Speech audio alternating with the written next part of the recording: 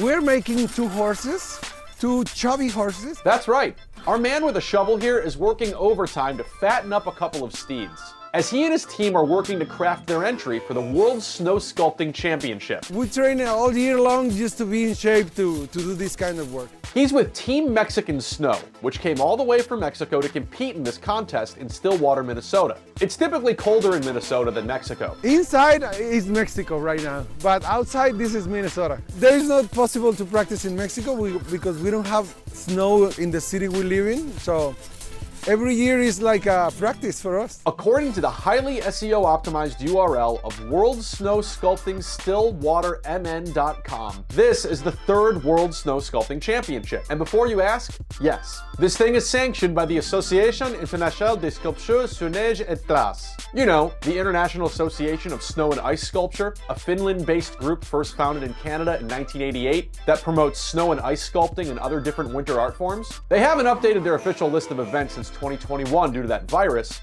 but we'll take Stillwater, Minnesota here at their word. This is like the only place you can find snow in Minnesota. A nearby ski resort had crews bring snow over to the site of the competition here, as there wasn't enough of the key ingredient. Otherwise, they'd just be painting ice cubes or something. Last year we had to plow the park. There was so much snow. This year we didn't have that problem. That's the president of the Chamber of Commerce there, who notes this is a great thing for the city to have going on in the winter after many of winter's main occasions have already passed. No offense to Data Privacy Day. It's wonderful for the businesses to have such an event in first quarter when it's generally a little quieter. You know, Christmas is done, the holidays are done. Now for the competition itself, there's a total of 12 teams, which are said to be made of individuals with decades of snow sculpting experience chosen by a selection committee. And they even had to send over sketches or model photos of their proposed snow sculptures. Yeah, and look at the size of this steering committee. Cody Urhammer isn't joking around here. Team Mexican Snow is also just one of several groups who have traveled long and far to play with the snow in the middle of a work week. We're talking teams from Ecuador, France, Turkey,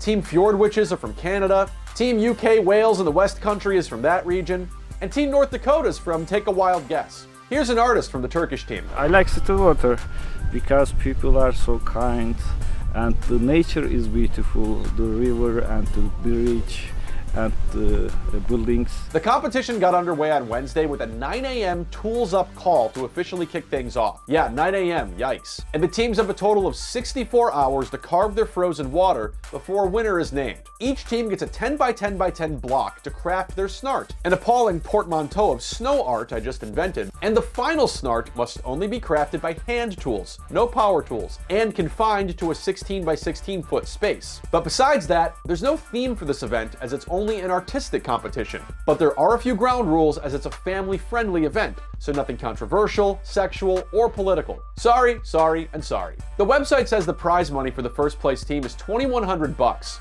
with $1,500 going to second place and $900 going to third place, as decided by adjudicators on Saturday. Another $900 will go to the People's Choice, which will be chosen by, well, the people. If you want to see the winners, check out the website World Snow Sculpting StillwaterMN.com. And if you want to see the sculptures, they'll be up through February 6th. And if you do, you're not alone. 50,000 people turned out last year for the event. It really is putting Minnesota on the map, and we're really happy that we are able to do this. By the way, if snow's not your thing, there's always sand. Back in September on your news refresh, we covered this international sand sculpting competition at Virginia Beach, where over the course of 4 days, artists were given a total of 30 hours and a giant pile of dry, granular material composed of finely divided mineral particles known as sand to work into sculptures. Here's a sculpture of Neptune, a fish dog, and a giant human heart. This contest also got underway in the middle of the week at like 8 in the morning. I can barely brew a coffee that early, let alone sculpt body parts or horses. Anyway, if you have a gigantic human heart,